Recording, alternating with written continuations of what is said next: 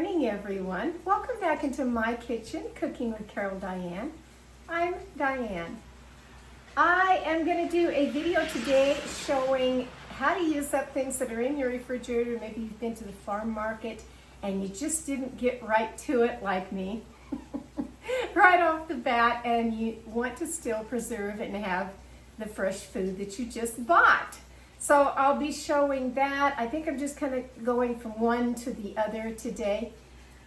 I found a cute little item, a couple of them. And I will show you the other one. I had to get it now. This is really for in October for Halloween time. And I don't go overboard on Halloween of decorating outside or doing anything. But two things I just couldn't resist. And this is one of them.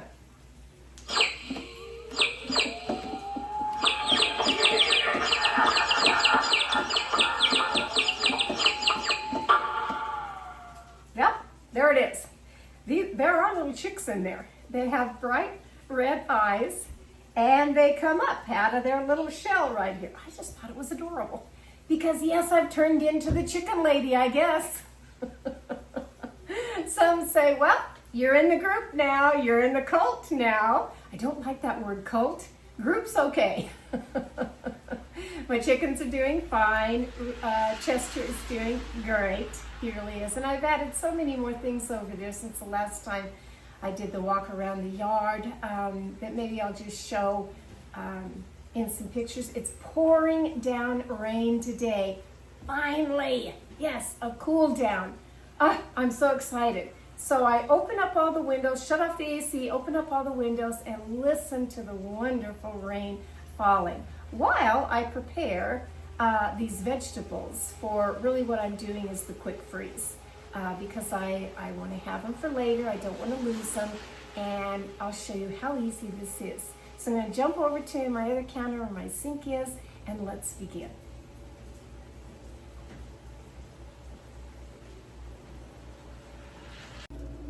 Okay, so what am I going to quick freeze today? I had a whole bunch of delicious corn that yes, I gave some to my chickens, but the rest was sitting on the counter and I needed to do something with them. So here's the corn that I have put in boiling water. Don't add salt, don't add anything, just put it in the boiling water. Bring that up to a good roaring boil, put your corn in there and cook it, boil it for about 4 to 7 minutes. Some people even do 10, I only do about 7 minutes. Then I take the corn and I dump out the water, usually in a strainer, right here. Then I take the corn, let me get my tongs right quick. Wash your sink really, really well, which I did, disinfected everything. This is just what I've always learned from my mom. A lot of people do it in a great big other pan that they've put cold water with ice cubes. I have always done mine in the sink like this. I think it's just the old-fashioned way of doing it. So put it down in the sink, and that stops that coldness of the ice water, cold water. Stops the cooking process. That's one down right there.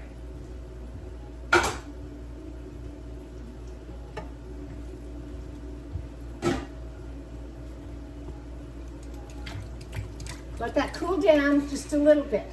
The next thing I'm going to do is I had a whole bunch of beans. Here they are right here. Now, today on this, I'm going to wash my beans off very well. Normally, I would take both ends and I would cut them off.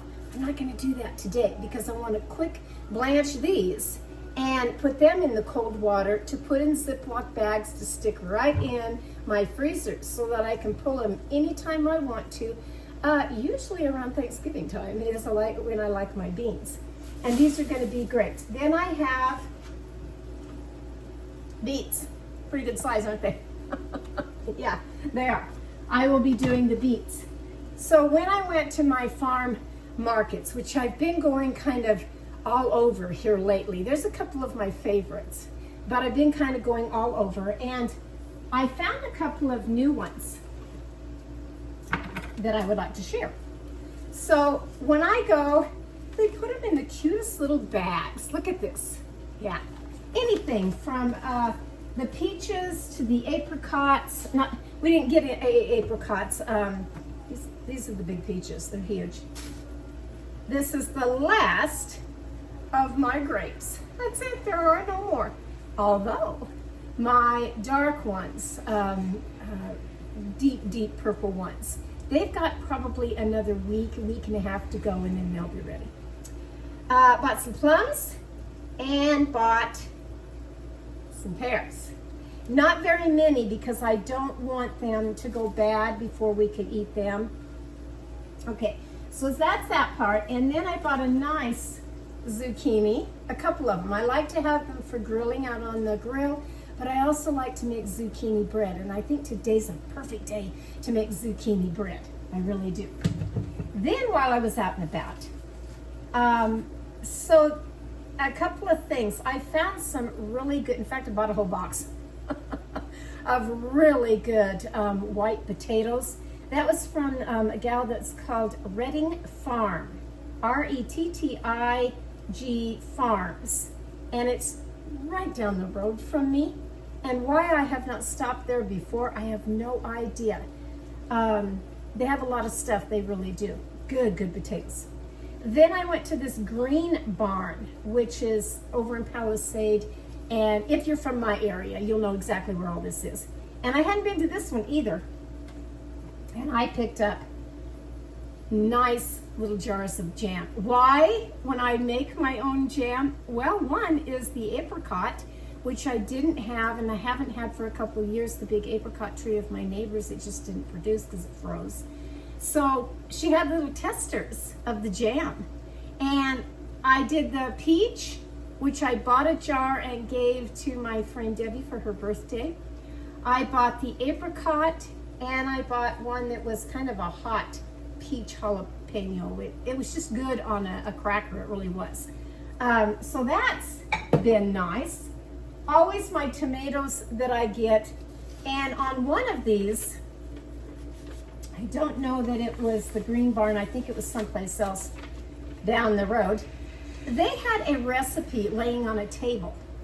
And she didn't have, this is called stuffed 8-ball zucchini. She didn't have the 8-ball zucchini, shucky darn. But I did get the recipe for it. So when I go back or I find it again of the 8-ball zucchini, which is gonna look like a, it's gonna look like a butternut squash type thing. They're round. And I think I'm gonna like this. Really, it's an easy recipe and I'm gonna like it. So today, like I said, I'm gonna get busy. The corn now is all blanched and ready. So what I like to do is I'll get out some Ziploc bags here. Like I said, this is just how I do it. It's so dang easy. And whether it's 2, 4, 6, however many people that you're doing, now take the corn, just cooled off, and put in your little bags, zippered bags of freezer bags or just regular bags, it doesn't matter. I like to put at least 4 in my bag. I really do. And I put them, you know, where the tip side's going one way, the bottom part of the corn is going the other way. They just fit better in the bag that way. Okay, so there's my 4 corn. Zip it up good. If you have the seal meals, which I do, but I'm not bringing it out today, then close it up. Mark on here what it is that you've done it for this month, this day, whatever you want to do. And that's ready now for the freezer, all done. Next project is the beans. Let's get started. All right, I'm ready to start on these beans now. So first things first, because I am not cutting the ends, I just want to take them and put them in a strainer, colander, whatever you want to call it, because I want to rinse these off first. I already see some leaves. These have come right out of the field. I see leaves and different things in here that I don't want, you know, while I'm cooking. And this is a good time. See stems and different things that are in there. The next one in, yes, my chickens love the beans also. There's just a couple little things that they're kind of finicky on, but really, for the most part, their favorite every morning is corn. Yep. All right, now I'm going to take some warm water here and rinse it all off. Rinse them off real well. I have my second pot, my big pot that I put the corn in. I washed it really well, started all over with water on it because you don't want your beans to taste like corn. You really don't. Now I'm going to put that in here. It's a big one, I don't want that end on. And these are ready. This is hot water right now. These are ready to go in and start the boiling process of getting the beans boiled and cooked for, again, probably 7 minutes in there, between 7 and 10.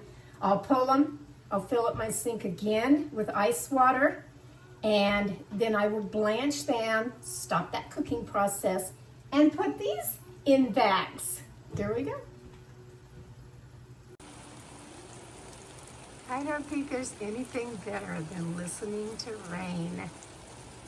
Just the drizzle pouring down. It's a soft rain today. And I'm going to get a lot done in my kitchen. All right, next step are to do the beets. I recommend putting on an apron for this. One maybe you don't care about. Beets are quite a strong color that sometimes just doesn't come out of clothing.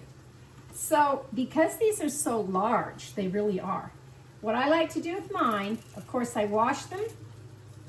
I take off the outer skin. I think my favorite of beets are the pickled beets. I like to go to salad bars that have the pickled beets for all, you know, a variety of salads. Oh my gosh, it's so tasty. They're cold, they have a really good flavor. I need to find a better pickled beets recipe than what I have, and then I can make that for you. But today is just showing how easy it is. Skins off the beet. What's next? Of course, it's all over your hands. That's the beets. These I'm going to cut in half, and then I'm going to do them very much like a potato, that I will cut them long ways here, like this. And then I put this into a saucepan, a deeper saucepan, and I'm going to cook these very much the same way. Get this started here. That way, and I've had these beets in my refrigerator for a few days. So again, I wanted to be sure and cook all this and get it done before I lose it. Nothing worse. This is my cold water over here, waiting for those beans to get done. And as soon as they get done, I will bring them over here to blanch them. So let me grab a saucepan. Alrighty, on the beets here, I went and got my saucepan. Fill it with some water because you are going to cook these. Put your beet slices in the water.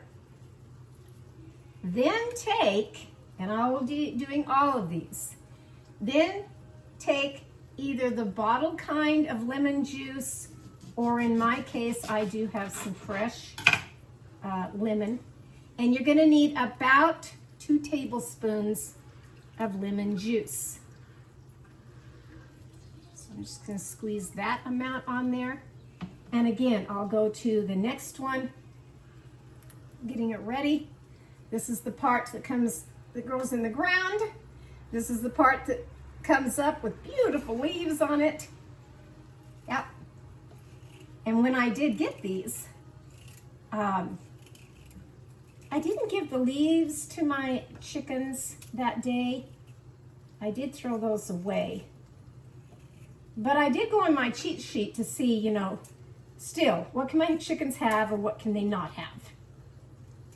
And again, they don't care for bananas. They don't care for strawberries. Oh, and they don't care for bell peppers, any kind of a bell pepper. Now, I have seen chickens eat bell peppers, but somehow my girls, and Chester, they don't like that. I fixed some scrambled eggs with the eggshells the other day. Yep, they liked that. Well, that was great. So again, you're just gonna cut it like if you were gonna serve this for dinner tonight, but you're not. These are going in the freezer. And just do them the bite size or whatever that goes in a nice little serving dish. Cook this now on boiling water for 30 minutes. Same process. After the 30 minutes, dunk it right, drain all the water off, of course, and then strain that out. And then put it in the nice ice cold water and put that in freezer bags and mark it. And you'll have your beets all done, ready to go. And you'll have purple hands for a little while, not very long. I'll be back. Okay, it's a big pot of beans. It really is. Take the lid off. Again, I'm going to drain the water off into a big colander strainer, as I know it to be. All those beans out of there. Then take them. I recommend hot pads because it is hot. There's the beans. Yeah. Now, put them in the ice water. Yep. Now you want to let that cool down. Let that cool down, and then you're ready to put those in your bags, your Ziploc bags, and mark them. So, a couple things here. How did I get most of the beet juice off of my hands? This right here, which is the Dawn dish spray, and it cleaned my cutting board very well and all my white knives. Just simple little tricks in the kitchen to use that other people may or may not know. I don't know. Some people use lemon juice to even clean their hands from the beet juice, but this stuff works on all kinds of things. It really does. All right, so now I'm waiting for the beets to come to their boil of cooking them, and then same process on that, really, of coming over and doing the same thing. Drain out that water and put them in that cold bath right now to stop that cooking process. These are gonna, I'm probably gonna I may put these in little quart bags instead of the gallon bags. I'm still waiting for my corn to cool down just a little bit more before I put it in the freezer. It's always a good idea. And then I'll bag up all of the beans, and I'm on to the beets. And after the beets, I'm gonna make some homemade zucchini bread. Stay tuned. Okay, folks, last one, and that's the beets. Yep. So, corn, depending on how many ears of corn that you have. On these, anywhere from 4, 5 to 8 minutes on boiling the corn. Then stick it in that cold water.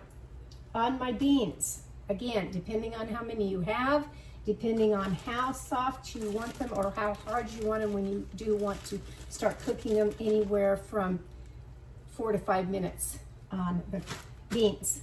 Beets take a little longer, and because I had large beets, 30 to 50 minutes on your beets of cooking them. Now I'm going to drain that juice,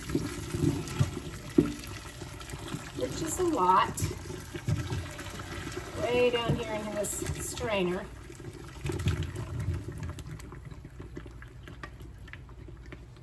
There's the beets. Put them in the cold water. Stop that cooking process. In there. Let that cool down.